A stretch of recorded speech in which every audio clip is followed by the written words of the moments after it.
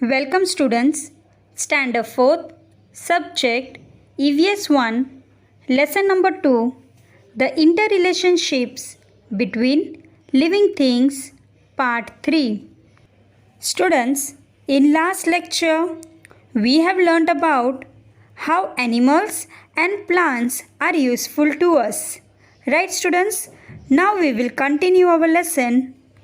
Today we are going to learn about arboreal animals. The word arboreal comes from the Latin word arbo, which means tree. Arboreal means living in trees. Animals like monkeys and squirrels live on trees.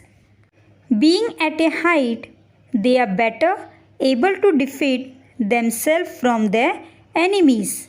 Besides, they can eat the fruits of the trees to satisfy their hunger. Such animals are said to be arboreal animals. As they move around here and there in the surroundings, they spread the seeds of the fruit they have eaten through their droppings. Because of this, new trees grow in different places. Some types of birds too find trees useful for building their nest. Do you know students, an egret rides on a buffalo's back.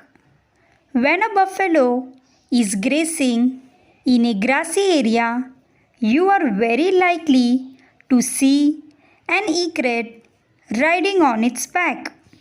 What could be the reason for that?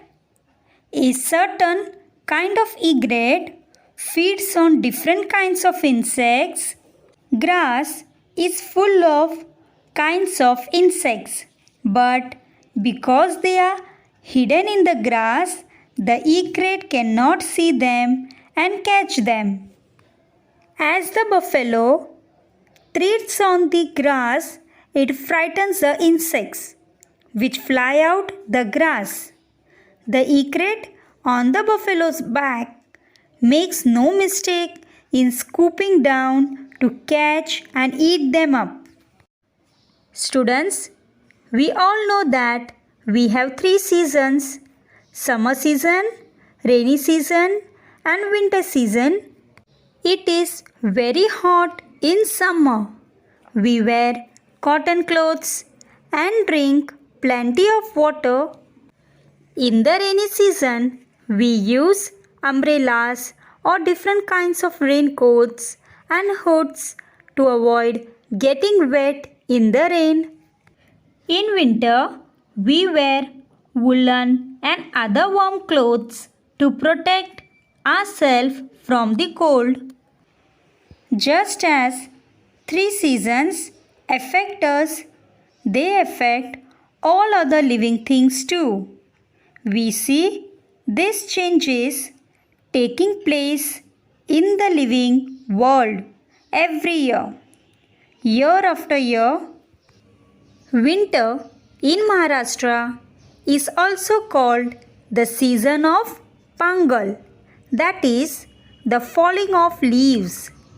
That is because many trees shed their leaves in winter. The coats of many furry animals become thicker in winter. This keeps them warm in the cold season. Such growth of hair is especially notable in animals like sheep and some types of goats and rabbits. The end of winter is also the time for the mango trees to start blossoming. These blossoms are called mohor in Marathi. At the close of the month of February, it becomes warmer, and by March, we begin to feel the heat.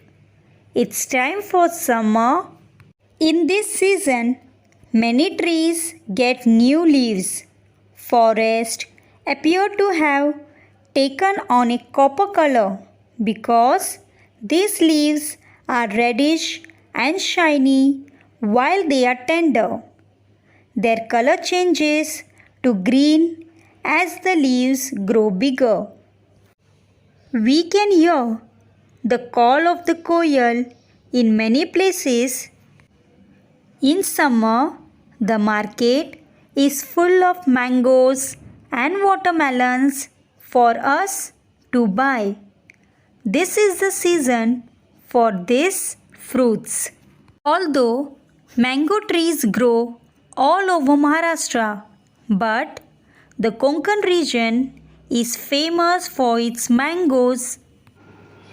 It is also the season for cashew nuts.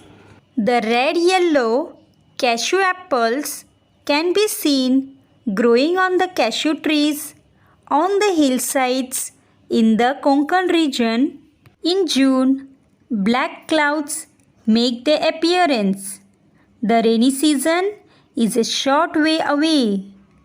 By this time, we begin to get jackfruits, jamuns, that is Java plums, and karvandas, the seeds of grass and other plants scattered all over the ground.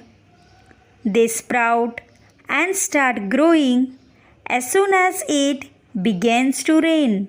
It becomes green everywhere. It means there is greenery everywhere.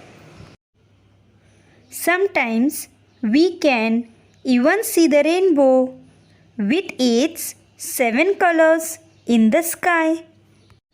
As it becomes wet everywhere, frogs appear.